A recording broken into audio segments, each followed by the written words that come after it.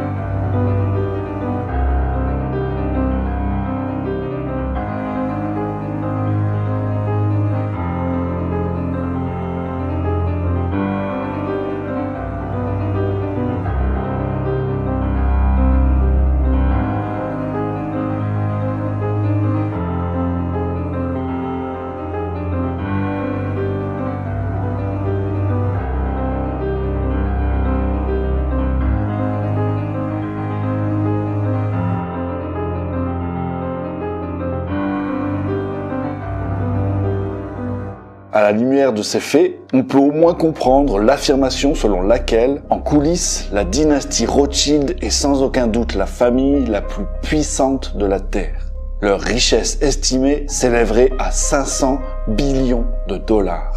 Aucun être humain ne peut rationnellement comprendre ce chiffre, car 1 billion est égal à 1 million de fois 1 million. 500 billions de dollars représentent donc 500 millions de fois 1 million de dollars.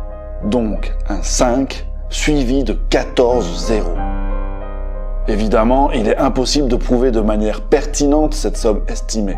Avec des actifs de cette ampleur, ce patrimoine se comporte comme les bas-fonds de l'océan. Il est à la hausse et à la baisse à tout moment, dans des proportions incroyables. La Federal Reserve Banks, la Fed, et l'Internal Revenue Service, IRS. Le fait que la US Federal Reserve Bank soit dans les mains privées est pratiquement inconnu du grand public. De même, le grand public ignore que la Fed se trouve sur un terrain qui lui appartient et qu'elle est protégée par les lois américaines. Cette société privée imprime l'argent pour le gouvernement américain, qui lui verse des intérêts pour cette faveur.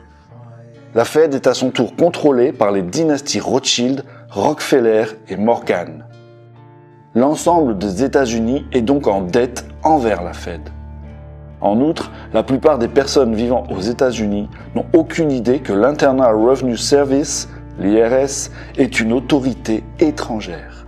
Plus précisément, l'IRS est une société étrangère privée du Fonds monétaire international, le FMI, et elle est l'armée privée de la Federal Reserve Bank.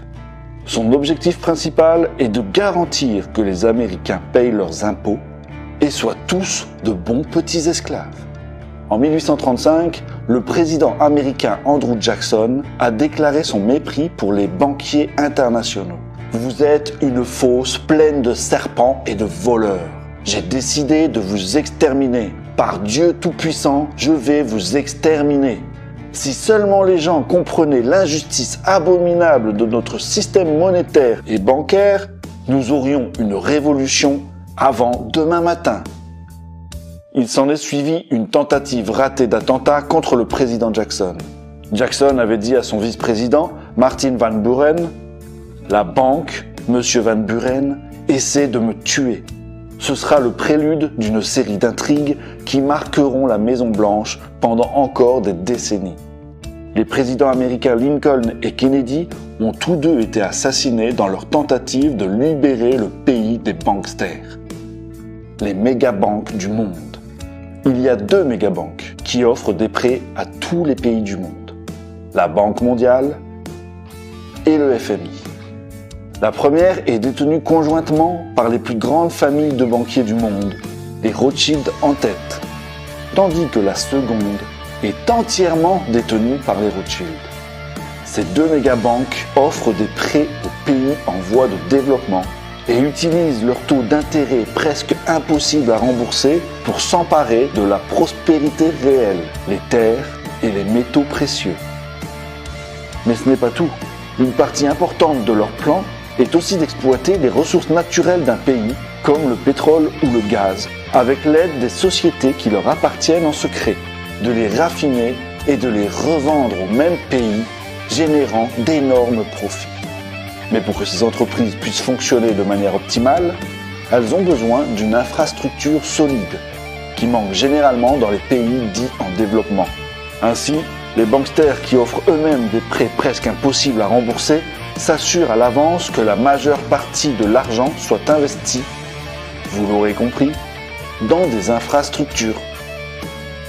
Ces négociations sont menées par des tueurs économiques qui réussissent en payant à ceux qui peuvent vendre leurs terres une jolie rétribution, c'est-à-dire un pot de vin, ou sinon en les menaçant de mort.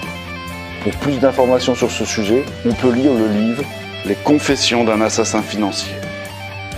Une des banques qui contrôle tout, la Banque des règlements internationaux, BRI, dont le siège est à Bâle, est manifestement contrôlée par les Rothschild, et son surnom est la Tour de Bâle.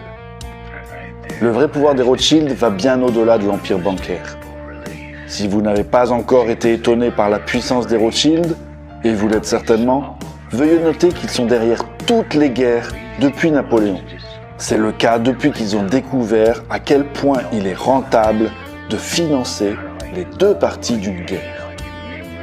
Et depuis lors, ils le font tout le temps. En 1849, Göttel Schnapper, épouse de Mayer Amschel Rothschild, déclara « Si mes fils ne voulaient pas de guerre, il n'y en aurait pas. » Le monde est donc en guerre parce que c'est terriblement profitable pour les Rothschild et les banksters, leurs alliés parasites. Et tant que nous continuerons à utiliser leur argent, le monde ne vivra jamais dans la paix. Il est important de noter dans ce contexte qu'il s'agit d'une société secrète sectaire, aucunement d'une conspiration juive, comme beaucoup le pensent et se laissent conduire à la discrimination raciale. Même si ces banksters se prétendent juifs, ils ne le sont aucunement, car le vrai juif n'a pas le droit de revendiquer des intérêts selon Genèse 25, verset 37. Tu ne lui donneras pas ton argent contre des intérêts, et tu ne lui donneras pas ta nourriture contre un supplément. Il est choquant pour beaucoup de découvrir que les États-Unis d'Amérique sont une société dominée par des étrangers. Son nom d'origine était Virginia Company et elle appartenait à la couronne britannique. Cependant, il ne faut pas confondre la couronne britannique avec la reine, qui n'a en grande partie plus que des pouvoirs cérémoniaux. La couronne britannique a transféré la société au Vatican, qui lui a restitué les droits d'exploitation. Les présidents américains sont devenus directeurs généraux et leur rôle est de collecter des fonds pour la couronne britannique et le Vatican, qui perçoivent leur part des bénéfices chaque année. La couronne britannique gouverne secrètement le monde à partir d'un État indépendant et souverain de 2,9 km² connu sous le nom de City of London. Cette autre couronne est constituée d'un comité de 12 banques dirigées par la Banque d'Angleterre.